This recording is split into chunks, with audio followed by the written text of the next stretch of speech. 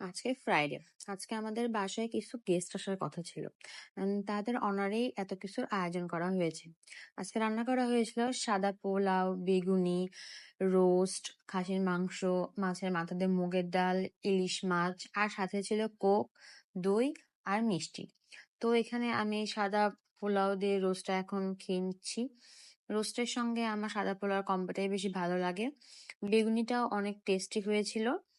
তো বেগুনিটা আসলে আমার অনেক ভালো লাগে। এরপরে একটু খাসির মাংস খেয়ে নিচ্ছি। আমার আসলে পোলাওয়ের সঙ্গে তেমন একটা ঝোল পছন্দ হয় না। তবুও একটু দেখানোর জন্য নিলাম। আমার সাদা পোলাওয়ের সঙ্গে নরমাল মাংসই ভালো লাগে। ঝোল নিলে আমার কাছে মনে হয় টেস্টটা নষ্ট হয়ে গিয়েছে। তো শেষে আমি একটু দই খেয়ে নিচ্ছি।